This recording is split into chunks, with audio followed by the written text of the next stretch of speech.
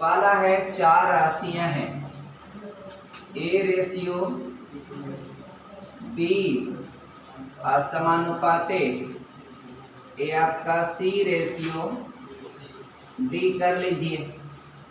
तो यहाँ पर वही होता है, रेशियो जो अनुपात होता है उसको बट्टे में चेंज करते हैं, तो ए बट्टे बी हो जाएगा, समानुपात इक्वल में तो आपका सी अपान डी हो जाएगा, और तिर्यक गुणा करेंगे तो आपका हो जाएगा क्या, ए इंटू डी बराबर हो जाएगा बी इंटू सी।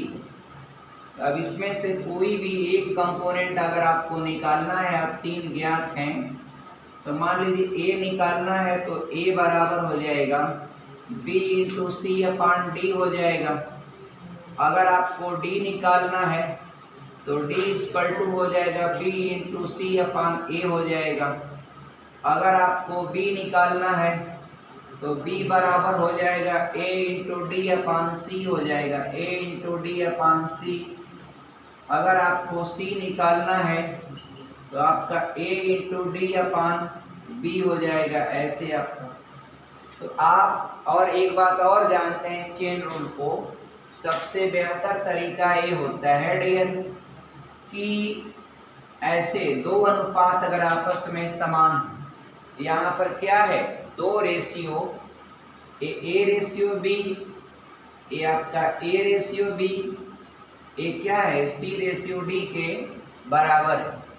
अब बराबर की सिचुएशन में आप ये भी कर सकते हैं, बाहरी संख्याओं का गुणनफल भीतरी संख्याओं के गुणनफल के बराबर होता है। जब 2 रेशियो बीच में समानुपात द्वारा इंगित किया गया हो तो ये काम कर लीजिएगा। तो बाहरी संख्याओं का गुणनफल हो जाएगा a इंटू डी बराबर हो जाएगा b इंटू सी। अब इसमें से किसी भी कंपोनेंट को निकालना, सपोज c निकालना है, तो c इक्वल टू b को उधर लाएंगे तो क्या हो जाएगा, बट्टे तो a इंटू डी अपान क्या हो जाएगा, b हो जाएगा।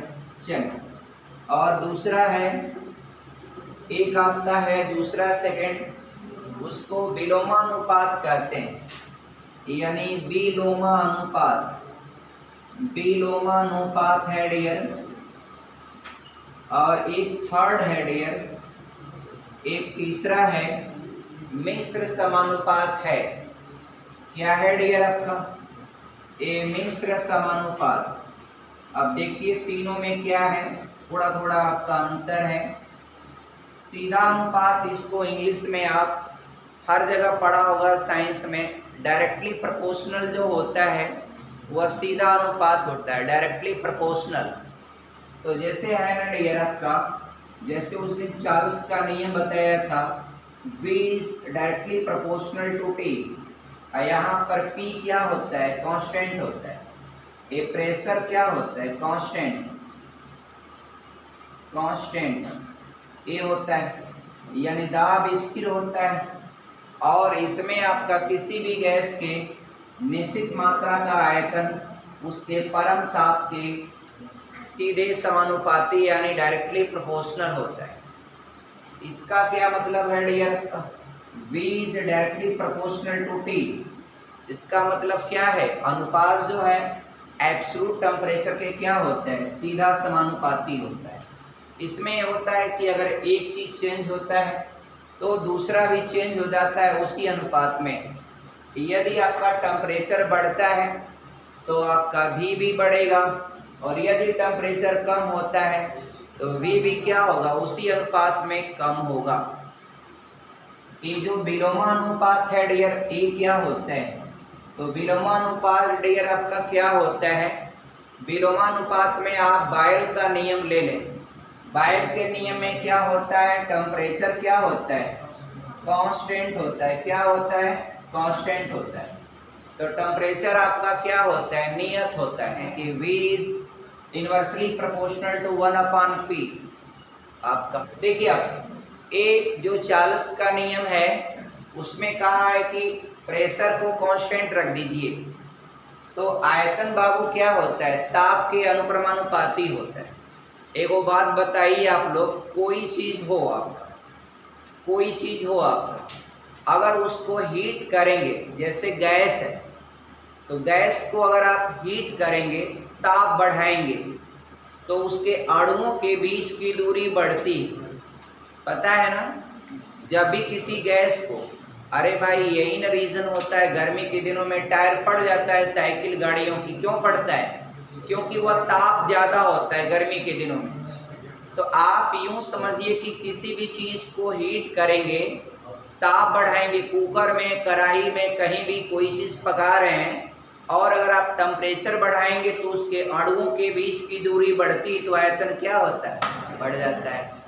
और देखा होगा कि जहाँ पर टेम्परेचर कम होता है, अगर जहाँ भी जिस वायुमंडल में ही आपका तापमान कम है, तो गैसें क्या होती है? सिकुड़ जाती हैं। एक कॉमन कोई भी पदार्थ का आपने पढ़ा होगा कि जब उसको गर्म करेंगे तो उनके अणुओं के बीच की दूरी बढ़ती, और जब उसको टेम्परेचर को डिक्रीज करेंगे तो उनके अणुओं के बीच की दूरी कम हो। आप खाना बनाते हैं, जब आप हीट करेंगे, हीट को बढ़ाएंगे तो बर्तन तुरंत क्या होता है? भर जाता है। और जो टेम्परेचर को कम करेंगे बर्तन तुरंत आयतन कम हो जाता है। तो बात ये सही है ना? ठीक। आई बतिया जरा समझिए। कोई भी गुब्बारा है, कस के चाप दीजिए फुल ओर से, उसका आयतन क्या हो जाएगा? यानी प्रेशर बढ़ाएंगे तो आयतन क्या होगा? कम होगा, और प्रेशर कम करेंगे तो आयतन क्या होगा? बढ़ेगा। कोई भी चीज है डियर सिंपल है, तो यहाँ उल्टा बात सही है ना। तो डियर ये आपका डायरेक्टली यूनिवर्सली समझा आपने। यहाँ प्रेशर अगर आप बढ़ाएंगे तो आयतन क्या होगा? कम। मिश्र समानुपात क्या होता है? दो अनुपात को आपस में मिला दो, तो दो अनुपात जब आपका ऐसे दो अनुपात डियर, ऐसा कोई अनुपात हो, ऐसा कोई समानुपात हो और जिसमें दो अनुपात शामिल हो, वो आपका मिश्र अनुपात होता है। मान लीजिए आपका दो रेशियो है, ए और बी, एक और है सी और डी। तो इनको अगर आप मिलाते हैं तो पहले का पहले में गुणा हो जाएगा, तो ए गुणे सी, और रेशियो आपका दूसरे का दूसरे में कर देंगे तो आपका बी इंटू डी। तो क्या हुआ? ए इंटू सी बराबर बी इंटू डी। ऐसे आपका तीन तीन को अनुपात को मिलाना होगा, तो सबका पहले का गुणा एक में और दूसरे का गुणा एक में। आप कर लीजिएगा एकदम आराम से। जैसे आपका है ए रेशियो बी एगो, और डियर सी रेशियो डी आपका दूसरा, और तीसरा है ई रेशियो एफ। अब तीनों को मिलाकर एक मिश्र अनुपात बनाना हो, तो आप तीनों का पहला नंबर यानी ए सी ई रेशियो, ये आपका बी डी आपका एफ, ऐसे तीन तीन का आपस में गुणा कर दें। सबका पहले का एक में गुणा और दूसरा का एक में गुणा करके ऐसे आपका उसका मिक्स रेशियो जो है वो आप फाइंड आउट कर सकते हैं। चल अब डियर आपका सवाल शुरू करते हैं। बहुत बढ़िया है, देखते जाइएगा। एक एक सवाल का एक एक क्राइटेरिया हम आपको बताएंगे, एकदम आसान से आसान आपका फार्मूला या ट्रिक का इस्तेमाल करके आपको बताएंगे। सबसे पहला ट्रिक आप याद रखिएगा, ये वाला m1 d1 बराबर m2 d2। देखिए ट्रिक है डियर, ये ट्रिक है m1 d1 बराबर आपका m2 d2। ये क्या है डियर आपका? तो m1 आपका नंबर ऑफ मैन पावर, चाहे आदमी हो या औरत हो, उसको m इंडिकेट कर देते हैं। एक अपनी भाषा में याद कर लीजिएगा। आप कहेंगे सर m से तो मैन होता है, वुमेन है तो क्या लिखूं? आपका w1 d1 लिख दूं? भैया जब वर्क को रिप्रेजेंट करना होगा तो वहां फंस जाएंगे। फिर वर्क को क्या करें? तो वर्क को हम लोग W से, काम जो होता है वो W से रिप्रेजेंट कर लेते हैं। इसलिए चाहे आदमी हो या औरत हो, मैन पावर होता है उसको m से रिप्रेजेंट करते हैं। अब पहली वाली लाइन में ऐसे भाषा होता है, इतना आदमी किसी काम को इतने दिन में करते हैं। तो पहली लाइन का सब 1 1 होता है। इतना आदमी, तो जितना आदमी रहेंगे वो m1 हो जाएगा। इतने दिन में करते हैं वो d1 हो जाएगा। फिर दूसरी लाइन में बोलेगा तब इतना आदमी जो है इस काम को कितने दिन में करेंगे, तो d2 निकालना है, m2 आपका दिया है। एकदम सिंपल है, m1 d1 बराबर m2 d2। If you want to find Mr. Brijesh Kumar आपका D2, for getting the value of D2 you should आपका transfer to M2 on a left side आपका। तो यहाँ पर बाबू M2 क्या है, गुड़ा है, इधर ही आएगा तो क्या हो जाएगा, बट्टे में आ जाएगा। तो आपका हो जाएगा M1 D1 बटे आपका M2 हो जाएगा। बस काम खत्म आपका, M1 D1 बटे M2। सवाल आइए देखिए आपका, एकदम एक एक सेकंड में सवाल लगाएंगे और सब सवाल आपको बता देते हैं। जितनी भी क्राइटेरिया बदल बदल के आती एग्जाम में, आपको बहुत सारा आता है कि इतने आदमी आ गए, इतने आदमी चल गए, इतना आदमी इतना औरत के बराबर है, ये भी सवाल आपने पढ़ा होगा। इतने लड़के इतने लड़कियों के बराबर है। और आपका दूसरी लाइन में लड़के लड़कियों दोनों को मिलवा के काम करवाएगा, वहाँ लड़के को लड़कियों में क्या होता है, चेंज करना पड़ता है कि इतने लड़के कितने लड़कियों के बराबर, क्योंकि ऊपर स्टेटमेंट कोई एक ही देता है, या तो लड़के में देता है या तो लड़कियों में देता है। ये 12 पुरुष एक कार्य को 24 दिन में करते हैं, यानी M1 का मान हो गया 12 और D1 का मान हो गया 24। अब पूछ रहा है तो 8 पुरुष उस काम को कितने दिन में करेंगे, यानी D2 का मान आपको क्या करना है, निकालना है। अब डियर यहाँ फार्मूला यूज होगा क्या, ये आपका M1 D1 बराबर M2 D2, D2 निकालना है तो हो जाएगा M1 D1 बटे M2। तो M1 D1 यानी 12 गुणे 24 अब बटे M2 आपका 8 नीचे हो जाएगा, 8 3 के 24 12 हैं 36। आपको पता है ना मित्रों, जब 12 आदमी किसी काम को 24 दिन में कर रहे हैं तो आदमियों की संख्या घटाएंगे तो दिनवा बढ़ जाएगा ना। ये सिंपल, अगर आदमियों की संख्या बढ़ाते तो दिन आपका क्या होता, कम लगता। लेकिन ये सबसे आसान यही है, बस इसका ये ट्रिक, और इसमें आपका कुछ विशेष नहीं, 3-4 ट्रिक यूज किए जाते हैं। मैं एक ही बार लिख देता हूँ, सब आप देख लीजिए। अब देखिए, एक ट्रिक कॉमन देखा होगा M1 D1, जब आदमी और दिन दिया रहता है तो इसको यूज कर लीजिए। ये आपका M2 D2। अब कभी कभी होता है सवाल में बोल देता है 16 आदमी प्रतिदिन 8 घंटे काम करके किसी काम को करने में आपका 27 दिन लगाते हैं, तो आपका इतने आदमी प्रतिदिन 10 घंटे काम करके उस काम को खत्म करने में कितना दिन लगाएंगे। तो यही होगा, टाइम जोड़ दिया, टाइम जब लगा दिया तो उसका ट्रिक टाइम का सीधे ऊपर गुणा होगा। तो आपका हो जाएगा क्या, M1 D1 T1 बराबर M2 D2 T2।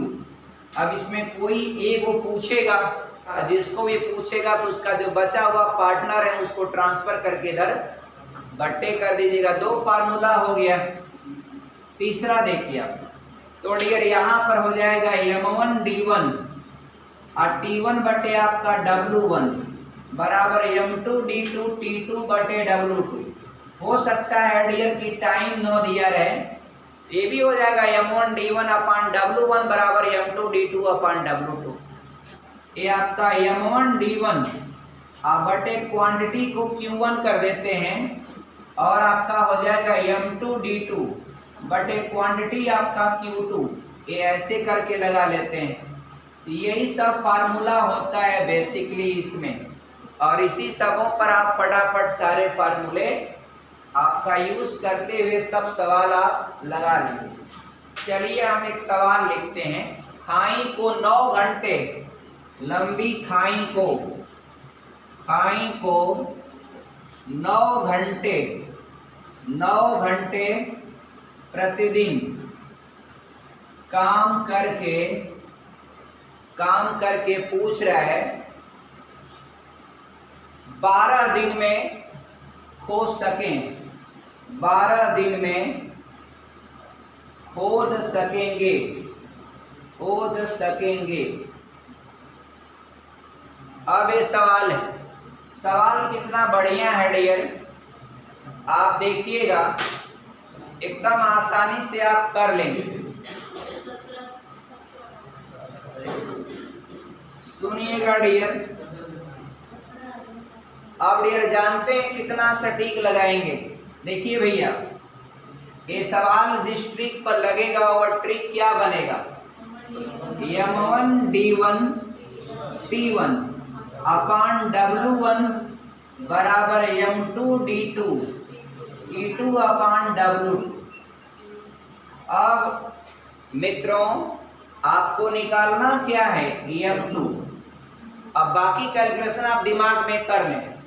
आपको M2 निकालना मैं लिख रहा हूं, इसका इसमें गुणा होता है, ये वाला बट्टे में आएगा, क्योंकि इसको निकाल रहे हैं तो इसके जो बचे साथी वो सब बट्टे में होंगे, तो ये वाला ऊपर हो जाएगा M1 D1 और T1 और W2 ये ऊपर हो जाएगा, और इसके सब साथी जो है वह नीचे रहेंगे, D2 T2 और W1 नीचे रहेगा।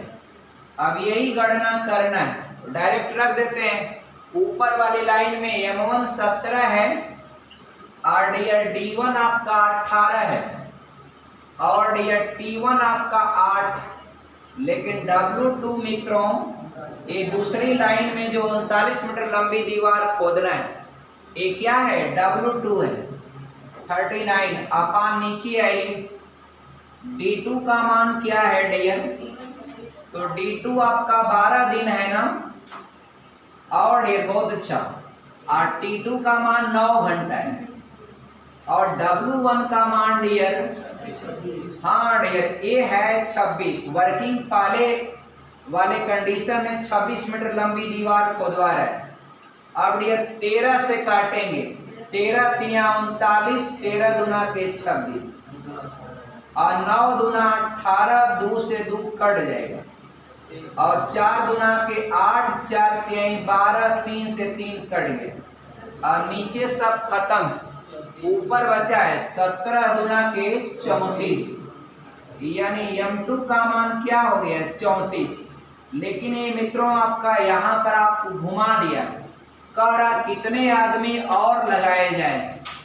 हालांकि आपके पास 17 आदमी पहले से थे रोजगार में काम कर रहे, उसको हटाएंगे थोड़ी। अब 17 आदमियां पहले थे, अब बस उसमें कितने आदमी और बढ़ाए जाएं।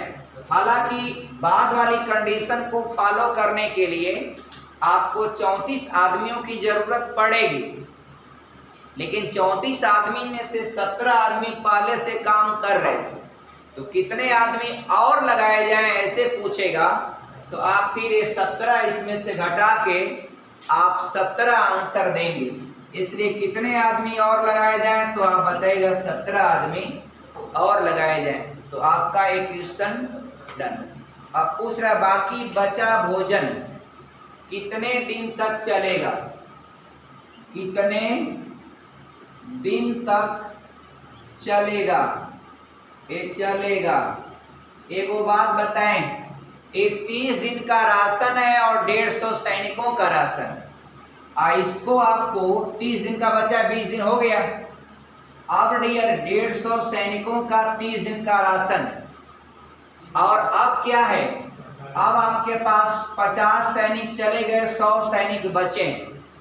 अब 100 सैनिकों के द्वारा ये कितना दिन चलेगा, ये आपका D2 का मान आपसे, बस यही है ना, यही कंडीशन बनेगी ना, यानी 150 सैनिकों के हिसाब से 20 दिन के बाद न गए हैं 50 सैनिक, तो इसका मतलब 30 दिन बचा है, 30 दिन का राशन और 150 सैनिकों के हिसाब से, तो 150 गुणे 30 बराबर अब क्या है 50 सैनिक चले गए, तो अब बचे हैं 100।